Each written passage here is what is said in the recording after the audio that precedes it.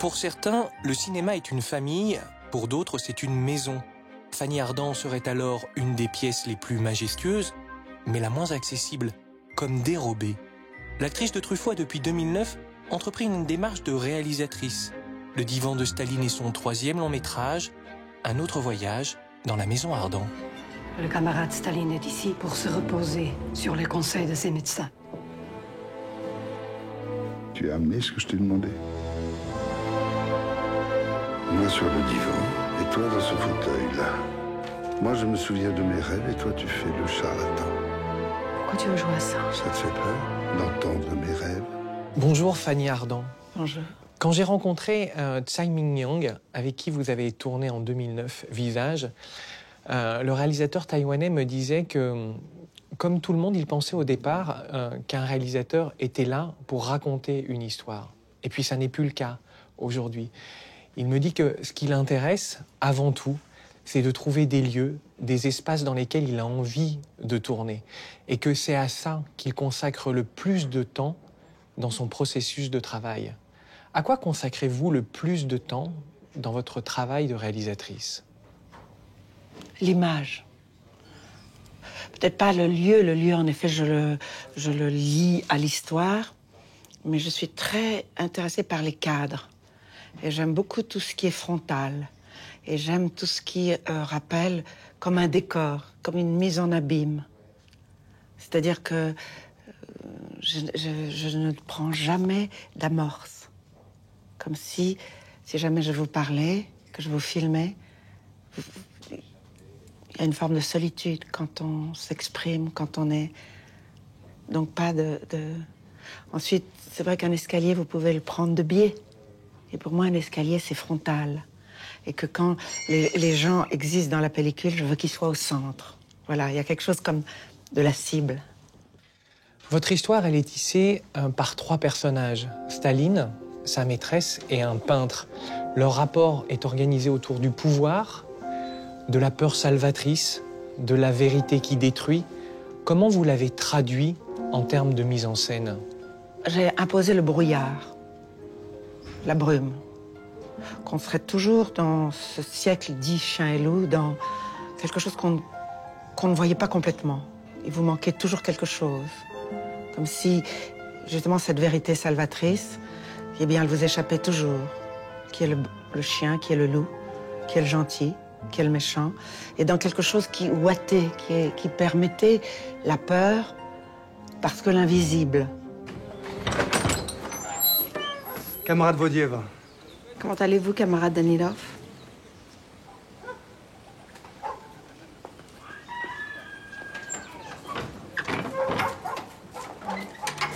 Dans la mise en scène, j'ai essayé de traiter l'individu toujours seul au groupe. Donc que ce soit Staline qui représente le pouvoir, je l'ai toujours traité seul contre le groupe.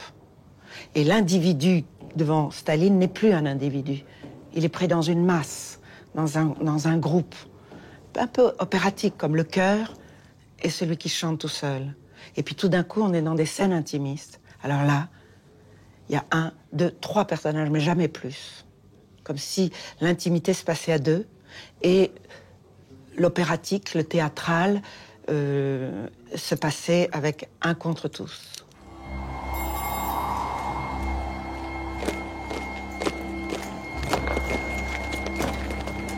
Est-ce que vous pouvez nous décrire la direction de votre mise en scène par rapport à cet extrait et à cette ouverture de film? Dès le départ, j'ai voulu que les grilles soient comme si on ouvrait une histoire. Comme si on rentrait dans une fable. Donc je me souviens que j'ai demandé aussi la brume. J'ai demandé qu'elle soit lente. J'ai longtemps au montage dit, est-ce que je le fais sans bruit, sans musique, comme quelque chose qui n'a pas de bruit, qui est comme un rêve ou un cauchemar. Ce que je trouve magnifique dans cette ouverture de film, c'est le noir et blanc. Est-ce que ça aurait pu être un parti pris esthétique de faire ce film en noir et blanc? Oui, j'y ai pensé. Si vous remarquez, il y a très peu de couleurs dans mon film. C'est un film presque, nocturne. Un peu comme dans les méandres de la psychanalyse, compact. C'est comme des trucs qu'il va falloir trouver en soi-même pour avancer. Il est question de psychanalyse dans votre film, il est question de rêve. Et le grand maître de Freud, le docteur Charcot, parlait énormément de son obsession de voir. Est-ce que c'est ça qui guide votre découpage? Voir, montrer, ou au contraire, ne pas montrer? Oui. Voir et surtout se regarder.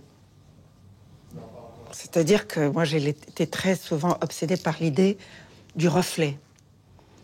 Parce que le reflet, curieusement, c'est quelque chose qu'on n'avait pas prévu.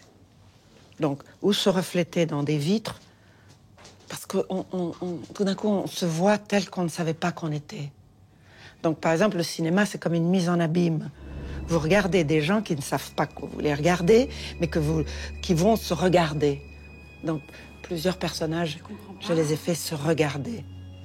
Et le personnage de Staline, qui doit lui-même se mettre à nu, soi-disant, révéler ses secrets, révéler ses rêves.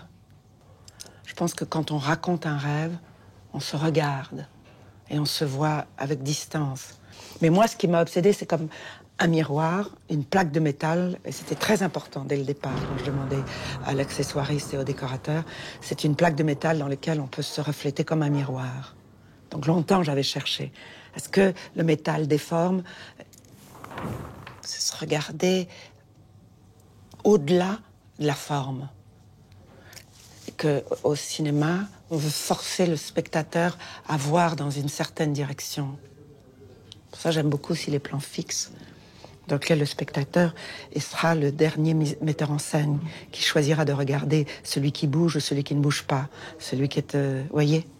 Vladimir Ilitch, mort dans son corps, mais si vivant en moi. Je suis obligé de vous poser une question relative à François Truffaut. Pour François Truffaut, son cinéma est guidé par la passion et l'obsession de la vérité romanesque. Quelle est votre obsession comme metteur en scène? Le regard. Je pense que tout passe par le regard. La vérité de ce qu'on ne pourra jamais définir, de tout ce qui vous échappe. Je comprends très bien le côté de la vérité romanesque. Parce que souvent, moi, j'ai dit, la réalité ne m'intéresse pas, mais la vérité m'intéresse. Donc, je peux comprendre ce que disait François. Mais qu'après, dans le regard, je ne peux pas juger d'un acteur. Je pense que moi, j'aime passionnément les acteurs. Ça m'est égal, un acteur qui parle faux, qui ne parle pas comme... Mais il n'y a que le regard qui m'intéresse. J'allais en venir à ça, Fanny Ardant. Un nouveau trait de caractère, c'est votre voix. Guitry, comme Pagnol, pour eux, la vérité, elle venait de la voix. Et je me suis dit, Fanny Ardant va me dire la voix. La voix, non? Non. Le regard. Restons sur le regard. Le regard. Parce que c'est dans notre conversation, parce que le regard, s'il y a quelque chose, vous savez qu'on disait que c'était le miroir de l'âme. Le regard, on s'avance nu. On s'avance alors qu'un acteur arrive masqué par son personnage. Mais finalement, qu'est-ce qu'on verra? On ne verra que le regard. On va finir cet entretien avec une question intime. Fanny Ardant, pourquoi filmez-vous?